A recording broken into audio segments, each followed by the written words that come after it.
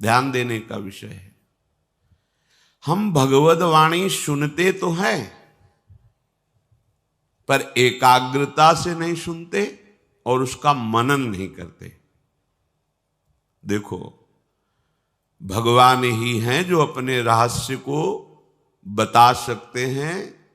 दूसरा विश्व ब्रह्मांड में जो जितना जाना वो अपने बुद्धि के विषय को जाना। अनंत महिमा संपन्न श्री भगवान का स्वरूप अगाध है, अनंत है। वो संपूर्णतया प्रकाशित हो जाए हमारी बुद्धि में, ये अलग बात है। हमारी बुद्धि उनको नहीं जान सकती। वो जितना जना रहे हैं उतना जानते जाओ तो अगाध समुद्र में अवगाहन करने लगोगे। जो ज्ञान के समुद्र हैं, प्रेम के समुद्र हैं, वैभव के समुद्र हैं, बल के समुद्र हैं। जैसे निर्मल जल भरा हुआ है पर ऊपर से उसमें काई फेन बुदबुदा है। अज्ञानी आदमी प्यास से प्यासा हुआ वहां पहुंचा, देखा यहां तो काई है, फेन है, बुदबुदा है, पानी शायद पीने योग्य नहीं है या है ही नहीं। अगर वो प्रयास करे और ऐसे करके काई फेन बुदबुदा को अलग करे तो निर्मल जल भरा हुआ है, उसकी प्यास बुझ जाए। ऐसे ही भगवान ने संसार समुद्र की रचना की और ऊपर से काई फेन बुदबुदा, सतोगुण रजोगुण तमोगुण फैला दिया और अंतः में आप विराजमान हैं। सुख शांति आनंद का प्यासा जीव जब भगवत प्रेमी महात्माओं का आश्रय लेता है और उनके वचनानुसार चलता है, चलने का मतलब है काई फेन बुदबुदा हटाना, तो इसी असत संसार में सत सच्चिदानंद का साक्षात्कार करके वो तृप्तो भवति, अमृतो भवति, सिद्धो भवति, तृप्त हो जाता है, अमृत पदवी को प्राप्त कर लेता है, सिद्ध हो जाता है। पर होता क्या है, संत महापुरुषों के समीप जाने पर भी हम प्यासे के प्यासे रह जाते हैं, क्योंकि हमें फेन बुदबुदा काई ये दिखाई देता है। यदि हम अपने श्रद्धा विश्वास को अचल करके मायाकृत रचना को हटा करके देखें तो सच्चिदानंद प्रभु ही विविध रूपों में स्फुरित हो रहे हैं। ऐसा संतों के वचन श्रवण करके हम जान सकते हैं। प्रायः दुर्गमो महत्संगस्तु दुर्लभो, पर दुर्गमो नजदीक पहुंचने पर माया फेन बुदबुदा काई का दर्शन कराती है और पहुंचा हुआ प्यासा जीव समझता है यहां तो निर्मल जल नहीं भरा है। नहीं, श्रद्धा विश्वास पूर्वक एकाग्रता पूर्वक महत्व बुद्धि उनमें, उनके वचनों में, फिर देखो तुम्हें निर्मलता का अनुभव होगा, तृप्ति का अनुभव होगा। श्री भगवान स्वयं श्री मुख से कह रहे हैं कि जब बात करो तो मेरी करो, बोधयंता परस्परम। धिक्कार है हमारे जीवन को। जगत गुरु भगवान श्री कृष्ण की भी बात नहीं मानते हम, उनकी अवहेलना अपराध करते हैं। वो कह रहे मैं सर्वत्र हूं, फिर भी राग द्वेष, मेरा ही विलास है, फिर भी मैं तू का विलास।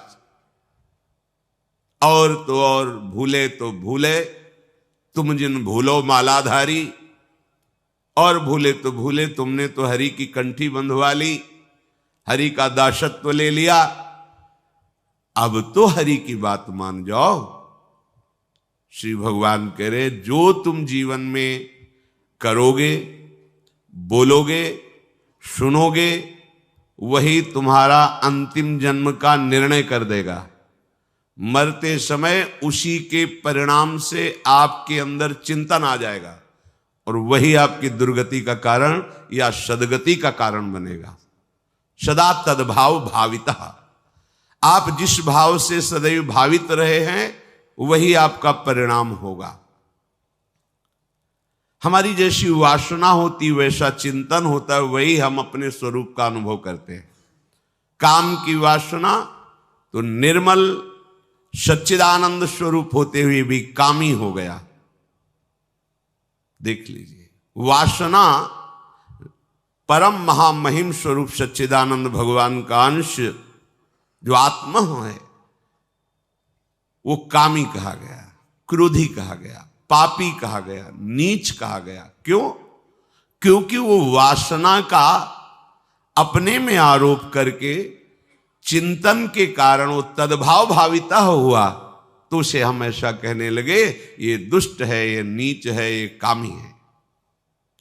और वो निष्काम होकर प्रभु का चिंतन करने लगा तो उसे निष्कामी है, महात्मा है, ये तो साधु है। आत्मा में कोई फर्क नहीं पड़ा तुम्हारे महात्मा कहने से या दुष्टात्मा कहने से। वो तो तब भी निर्मल था, अब भी निर्मल है, आगे भी निर्मल रहेगा। पर ये अनुभव ना होने के कारण तद्भाव भाविता, आप जिस भाव से भावित रहते आपकी सदगति और दुर्गति आपके भाव के अनुसार होती है। वासना यस्य यत्र स्यात् स तम स्वप्नेषु पश्यति, स्वप्नवन मरणे गेयम वासना तो वपुर नृणाम। जैसी तुम वासना रखोगे वैसे ही तुम्हारा स्वरूप हो जाएगा। अगर आप गंदी वासना, गंदा भोजन, गंदा संग, गाय के थन में दूध भरा होता है पर चीचड़ जो होता है वो दूध नहीं पी पाता है, वो खून पीता है। वहीं लगा है, अमृत में पुष्ट करने वाला दुग्ध बिल्कुल वही है, पर वो चीचड़ जो होता है छोटा सा कैसे कीट होता है, वो चिपका रहता है, वो खून पीता है गाय का, वो दूध नहीं पी पाता।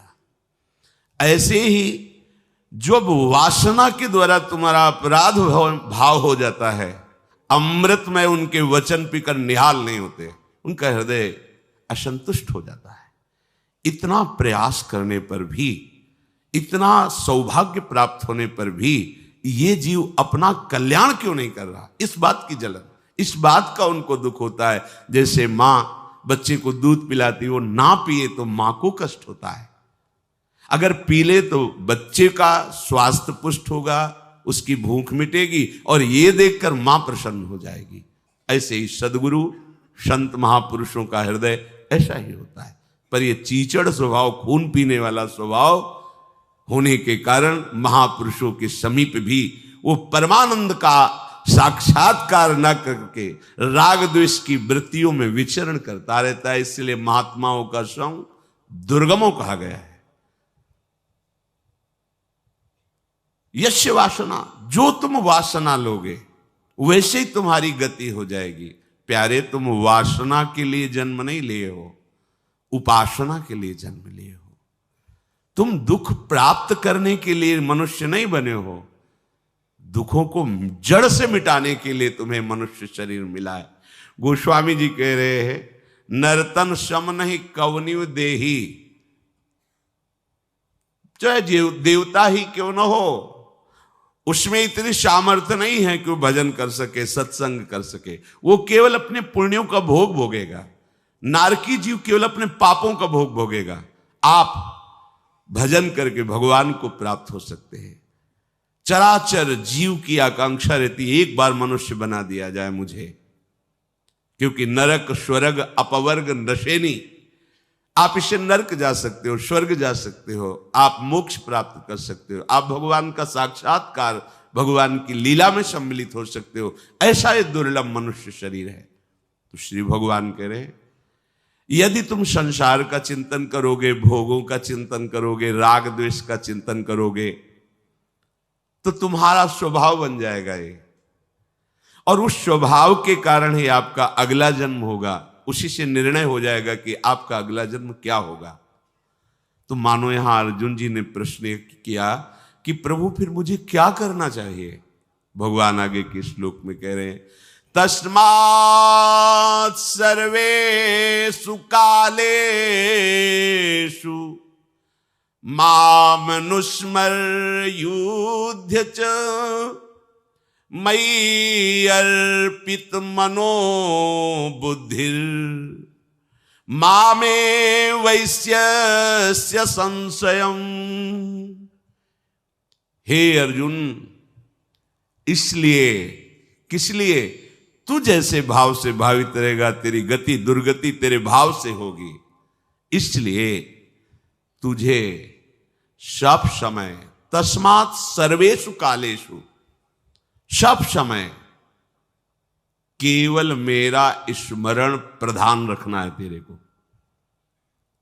भगवान के वचन मान लीजिए। क्या जाता है आपको? राधा राधा राधा राधा। कुछ भी कार्य करो जो आपके व्यवहार में, आपके धर्मानुकूल, आपकी योग्यता के अनुकूल सृष्टि में सेवा मिली है, व्यापार, नौकरी, किसानी, पढ़ाई लिखाई, जो भी। यहां श्री भगवान जो कह रहे युद्ध च, युद्ध माने कर्तव्य। अर्जुन महावीर, अतिरथी वीर और क्षत्रिय कुल में उत्पन्न है, उनके लिए कर्तव्य सामने आ गया है, धर्म की रक्षा के लिए युद्ध करना। युद्ध माने कर्तव्य कर्म।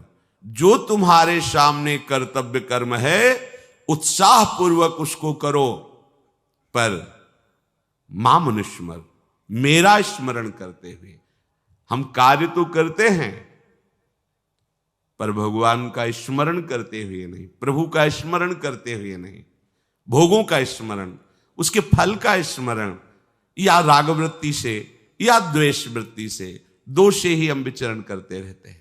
रागात्मक चिंतन या द्वेषात्मक चिंतन, ये दोनों हमारी दुर्गति कराने वाले हैं। संसारी जो भोगों में रत हैं, वो अध्यात्म की बातों को समझने की योग्यता खो देते हैं, पर जो सत्संग सुनते हैं, नाम जप करते हैं, उनकी बुद्धि में आध्यात्मिक बातें पकड़ने की योग्यता आ जाती है। आप सब भाग्यशाली हैं। श्रीधाम वृंदावन आए, वृंदावन वास कर रहे हैं, रोज सत्संग सुन रहे हैं, पर आप अपना दुर्भाग्य क्यों बना रहे हैं? राग द्वेष में क्यों विचरण कर रहे हैं? आपका समय व्यर्थ चिंतन में क्यों जा रहा है?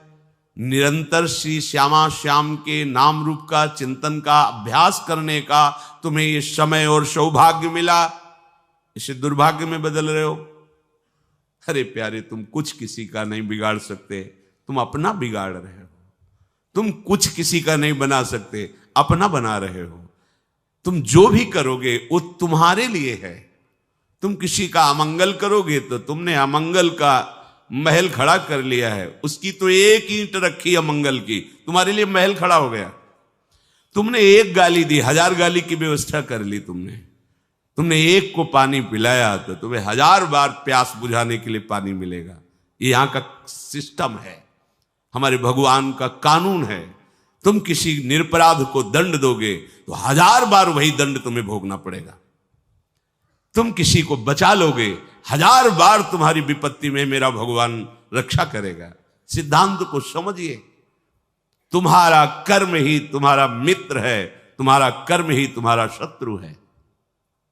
तुम किसी का कुछ नहीं बिगाड़ सकते, तुम किसी का कुछ नहीं बना सकते। जो कुछ करोगे वो अपने लिए करोगे। अपने को लगता है मैंने बाजी जीत ली, अमुक का विरोध कर दिया, अमुक की निंदा कर दिया, अमुक का यश गान कर लिया, या अमुक के अनुकूल हो गए।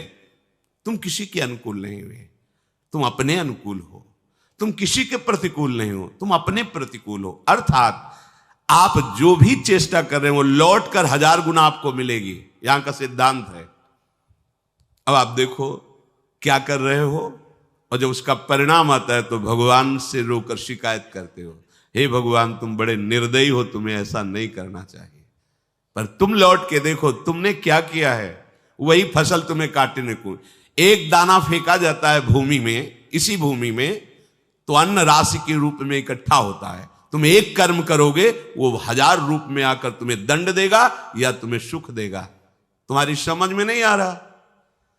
अरे खेती में 1 मन अन्न फेंका जाता है तो 50 मन अन्न तैयार करके देता है। तो एक कर्म भूमि है, इसमें तुम एक पाप कर्म करोगे, वो 50 बार तुम्हें दंड देने के लिए घेर लेगा। फिर कहोगे भगवान बड़ा निर्दयी है, मैंने क्या किया था।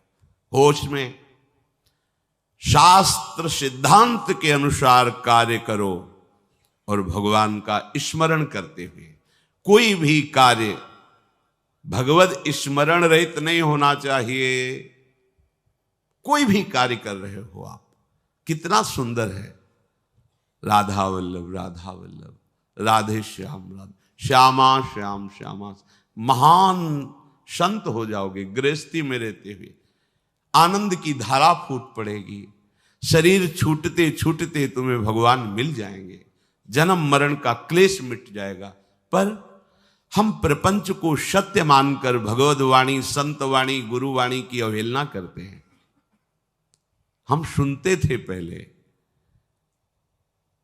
कि भगवान को बेचा जाता है, गुरुजनों का उपहास करके दुरुपयोग किया जाता है उनकी वाणी। तो मुझे लगता था ऐसा कैसे होता है, कोई अपने प्राण प्यारे को बेचने की बात कैसी। बाद में समझ में आया, प्राण प्यारे का नाम, प्राण प्यारे का यश, प्राण प्यारे का श्रृंगार करके, विराजमान करके अगर हम चाह रखते हैं जगत के भोगों की, जगत की मान प्रतिष्ठा की, लगभग ये बेचना ही माना जाएगा।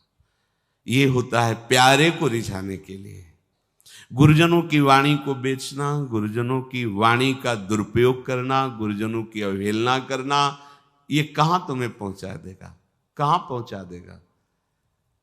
अनंत माताओं जैसा वात्सल्य लिए भगवत प्रेमी महात्मा जन आपके कल्याण के लिए अपने एकांतिक चिंतन को भी गौड़ करके तुम्हारे बीच में उपस्थित रहते हैं। उनको तुम्हारी आवश्यकता नहीं है, तुम्हारे मंगल के लिए वो बोलते हैं, तुम्हारे मंगल के लिए उनकी सारी चेष्टा होती है।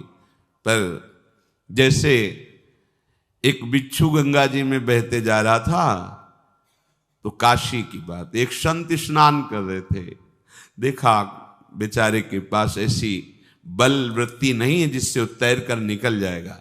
ऐसे उठाया, उसने डंक मारा, ऐसे फिर जल में गिरा, फिर उठाया, फिर डंक मारा, फिर उठाया।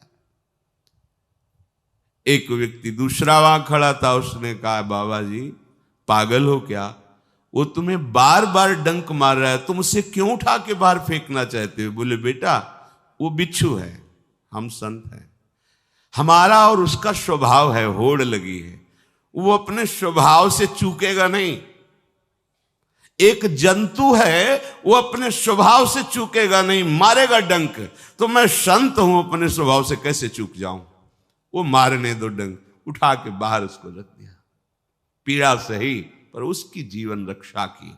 कहां जानोगे तुम संतों के स्वभाव को। तुम स्वार्थ बुद्धि से जब आप देखते हो तो तुम्हें काई फेन बुदबुदा ही नजर आएगा, निर्मल जल नजर नहीं आएगा। भगवद वाणी का अनुशीलन करो, अनुकरण करो, जीवन में उतारो प्यारे। ये सत्संग जो आपको मिल रहा है, ये हम कह रहे हैं इसलिए नहीं, ये बड़ा दुर्लभ है जगत में। सब सुलभ है, सत्संग मिलना दुर्लभ है। लेकिन बांस में चाहे जितनी खाद पानी लगा दो, उसमें फल कभी नहीं लगे देखे गए। फूलई फरई न बेत। ये जो बेत स्वभाव के लोग हैं, बांस स्वभाव के लोग हैं, चाहे ब्रह्मा के समान गुरु मिल जाए इनको, ये सुधरने में नहीं आते। जो गुरु मिले बिरंच शम, मूर्ख हृदय न चेत। जो गुरु मिले बिरंच शम, फूले फरे न बेत, यद्यपि वर्षे सुधासम। अगर अमृत जल वर्षा हो तो भी उसमें फल नहीं लगेगा बांस में। ऐसे ही ये जो मूर्ख स्वभाव के जन हैं, रोज सत्संग सुनते हैं, 5 शब्द भी सत्संग के जीवन में नहीं उतारते, प्रपंच को सत्य मानकर उसी में विचरण करते रहते हैं,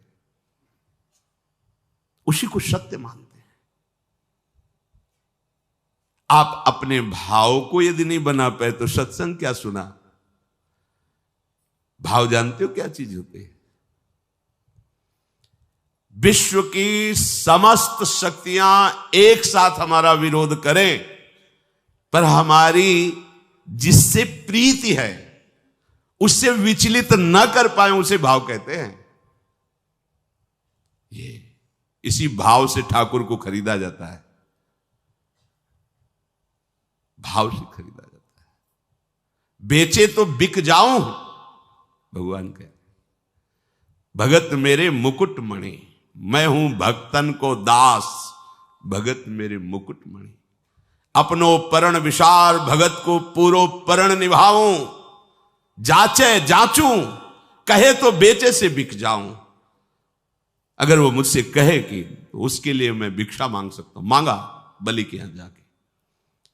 अगर जरूरत पड़े तो मैं उसके लिए बिक सकता हूं। कैसे कृपालु, वो आपको उपदेश कर रहे हैं, जो वात्सल्य समुद्र है। बैठा लो भैया, रोज सुनते हो। श्री भगवान कह रहे हैं, जो भी कार्य आपका धर्मयुक्त है, सत्संग सुनोगे, शास्त्र स्वाध्याय करोगे, तो आपको पता चलेगा कि आपका धर्म क्या है। नहीं तो पशु की तरह विचरण करते रहते हैं अपने लोग। पैसा कमाओ, भोग सामग्री एकत्रित करो, भोगो और मर जाओ, बस इतना ही क्रम है। देख लो ना, पैसा कमाओ, भोग सामग्री एकत्रित करो, भोगो और मर जाओ, इतना ही क्रम है बार बार। नहीं नहीं, ये क्रम नहीं है। पैसा कमाओ धर्म से, भोग सामग्री लाओ, ठाकुर सेवा में लगाते हुए प्रसाद रूप से पाओ, और जीवन जियो हरि के लिए। अब सार्थक हो गया जीवन। भगवान कह रहे, मई अर्पित मनोबुद्धिर मामे वैश्यस्य संशयम। जब तुम ऐसे चलोगे तो तुम्हारी मन बुद्धि मेरे में अर्पित हो जाएगी। कैसे कैसे समझावें? कभी कभी हार चित्त स्वीकार कर लेता है कि नहीं समझ पाएंगे, नहीं आप समझना नहीं चाहते तो कैसे समझाया जा सकता है? जब अमृत समुद्र में ही था और मंथन करके निकाला गया, चंद्रमा भी समुद्र में ही था, मंथन करके निकाला गया, तो उसमें सब जीव जो थे वो बड़ा पश्चाताप किए कि अमृत किरण विस्तार करने वाला चंद्रमा भी यही था और अमृत कलश भी यही था, और हम उसे पी नहीं पाए, पर जिसने मंथन किया उसके हाथ में लग गया। समझिए आप, आपको अमृत का सानिध्य मिला। कथामृत, लीलामृत, नामामृत, धामामृत, चरणामृत, रूपामृत। पर आप समुद्र के उन्हीं जीवों की तरह अपने को दुर्भागियों की पंक्ति में मत खड़ा करे कि बाद में जीवनी लिखी जाती है। बाद में जीवनी लिखते हैं और गर्व से कहते हैं कि मेरे गुरु की जीवनी है, लेकिन गुरु का जीवन अपने जीवन में एक नहीं उतारा। क्या होगा ये उपहास? रहे तो समझे नहीं, गए तो समझ रहेगी नहीं। पहलियां हैं, समझ जाओ, ये ज्यादा दिन की बाजार नहीं है। चंद मिनटों के लिए समय दिया जाता है, स्वीकार करके चल दो तो निहाल हो जाओगे, नहीं आगे अंधेरा है। अभी चांदनी है, सैया बिछा लो, अंधेरे में नहीं कर पाओगे। जहां जाना है वहां की व्यवस्था कर लो। जब काल अंधकार पैदा कर देगा, विपत्तियों का, रोगों का, समस्याओं का, फिर तुम भगवत प्राप्ति के लिए उपाय नहीं कर पाओगे। अभी संयोग है, सत्संग मिल रहा है, डांट मिल रही, सानिध्य मिल रहा है, अभी भगवत प्राप्त कर लो।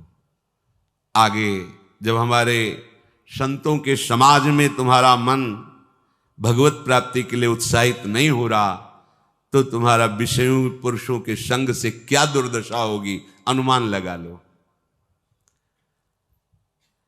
शास्त्रों में वर्णन है, ऐसा जो होता है वो महाभाग्यशाली कहा जाता है। ये चार बातें जिसके जीवन में आ जाए तो हृदय आनंद से भर जाए और नाचने का मन करे। ये चार बातें, और ये चार बातें उसी के जीवन में आती है जिस पर भगवान की विशेष कृपा होती है। जो हो चार बात एक ठोर, जो हूं चार बात एक ठोर, तो मन मीत मिले मोहन ते, वो बने रसिक सिरमौर, जो हूं चार बात एक ठोर। एक ब्रज जन्म दूजो मानुष तन, विद्या ज्ञान प्रकाश, पूर्वले की लागी लाल सो, ही भक्ति आभास। इतने हूं पे नहीं करे कृपा कहूं, तो करिए सत्संग, दया विचार भक्ति जन पेरे, रहस रंगे रस रंग। ये जिस शरीरधारी को ये चार बातें मिल जाए, वो रसिक सिरमौर हो जाएगा और उसका मित्र होगा मनमोहन ठाकुर।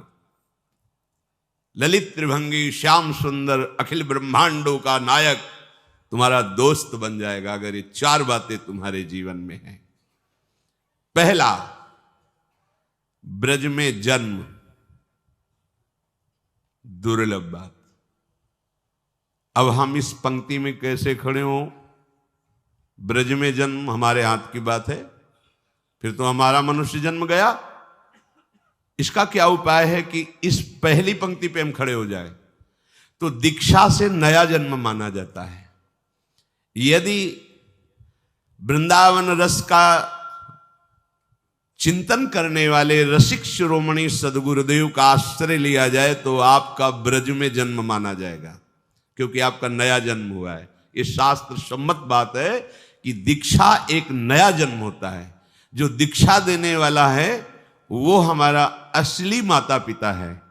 क्योंकि आप कहोगे नकली भी होते हैं, हाँ, ये नकली है शरीर, ये टिकाऊ नहीं है। 50 वर्ष, 80 वर्ष, 100 वर्ष। लेकिन गुरुजी ने जो जन्म दिया है वो दिव्य चिदानंद भाव देह की प्राप्ति का है, और वो अनंत काल तक प्रियालाल के समीप रहेगा। जो मंत्र मिलता है, जो नाम मिलता है, वो प्रभु मिल गए। अभी आप समझ नहीं पा रहे। चेक हाथ में आ गई अरब रुपया की तो अरबपति बन गए, पर अभी 1 रुपया खर्चा करने के लिए हाथ में नहीं है। अब वो कार्य उसका आगे बढ़ेगा। आप बैंक जाएंगे, वहां जांच होगी, आपको पैसा 1 अरब, पर आप अरबपति उसी समय बन गए जब चेक आपके हाथ में है।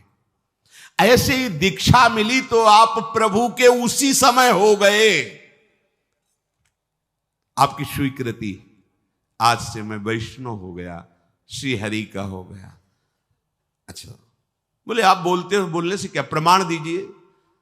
नागरीदास जी परम सिद्ध संत रस में, जो ये रस का सार भजन शिरोमणि स्वरूप है, नित्य विहार रस के सिद्ध रसिक कह रहे, श्री हरिवंश शरण जे आए, श्री वृषभानु कुंवरी नंद नंदन, निज कर अपनी चिट्ठी चढ़ाए।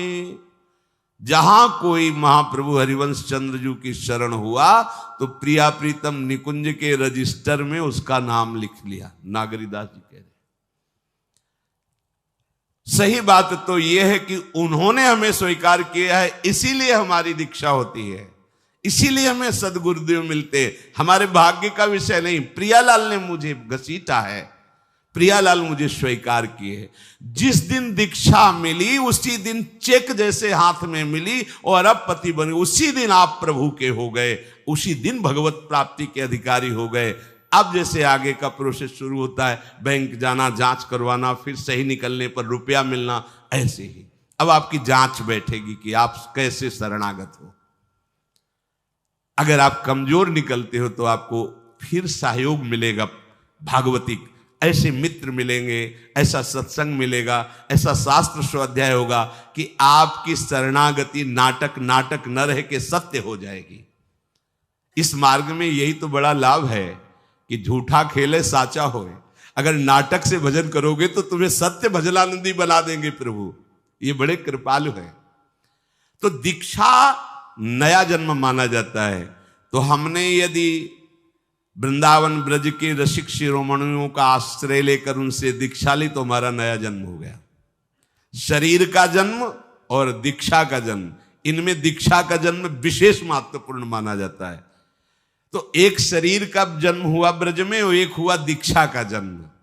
तो हम शरीर के जन्म में तो ब्रह्मा के विधान से चलते हैं, लेकिन दीक्षा के जन्म में साक्षात श्री हरि के विधान से चलते हैं। हरि ने मुझे जन्म दे दिया, अब हम पक्के ब्रजवासी हुए, क्योंकि हमारा जन्म हो गया। क्या? दीक्षा जन्म। इसे कोई नहीं काट सकता त्रिभुवन में, यह सिद्धांत है। अच्छा, ब्रज में सुअर कुत्ता कीट पतंग के रूप में जन्मे, अहोभाग्य, महापुरुषों ने मांगा है। पर कह रहे दूजो मानुष तन, और कई मनुष्य शरीर से तो हम कथा कह सकते हैं, सुन सकते हैं, नाम कीर्तन कर सकते हैं, नृत्य कर सकते हैं, प्रभु के लिए चीख चीख कर पुकार सकते हैं, और हम प्रभु की सेवा कर सकते हैं। लेकिन हम पशु पक्षी बने तो हम श्री जी की सेवा नहीं कर पाएंगे, हम प्रभु का यश नहीं गा पाएंगे, हमारी भाषा पशुवत रहेगी। वो दिव्य निकुंज की बात अलग है। देखो ना, यहां पशु पक्षी सब सौभाग्यशाली, पर कैसा जीवन है। अगर मनुष्य जन्म है, देखो आप बैठे सत्संग सुन रहे हो, आप नाम कीर्तन, आप पद में नृत्य करेंगे, आनंदित होंगे। मनुष्य जन्म और ब्रज में जन्म, मनुष्य जन्म ब्रज में जन्म, जन्म का मतलब आप निराश नहीं होंगे, ये सिद्धांत मान लीजिए। दीक्षा एक नया जन्म, तो हम भी ब्रजवासी। हरिराम व्यास जी कह रहे ना, हे हरि हम कब हुई हैं ब्रजवासी। तो हरिवंश महाप्रभु की शिष्यता स्वीकार की, अखंड वृंदावन वास आजीवन हरिराम व्यास जी ने किया। क्योंकि मनुष्य शरीर में विद्या और ज्ञान का प्रकाश होता है, अन्य जीवों के शरीरों में नहीं। इसलिए मनुष्य जन्म और ब्रज में जन्म, और इसके बाद तीसरी बात कह रहे हैं, हरि मिलन की लालसा, भगवत प्राप्ति का उद्देश्य। ये जो चार बातें बता रहे बड़ी दुर्लभ है। ब्रज में जन्म, मनुष्य शरीर से जन्म, और हमारे हृदय में भगवत प्राप्ति की लालसा। बोले भगवत प्राप्ति की लालसा तो बहुत कठिन है। तो अब चौथी बात कर रहे हैं, जो कृपा से कहीं सत्संग मिल जाए तो ये लालसा जागृत हो जाएगी भगवत प्राप्ति की। ये चार बातें जिसके जीवन में है, ब्रज में जन्म, मनुष्य शरीर, भगवत प्राप्ति का उद्देश्य और नित्य सत्संग, जान लो इससे बढ़कर कोई कृपा नहीं हरि के पास देने की।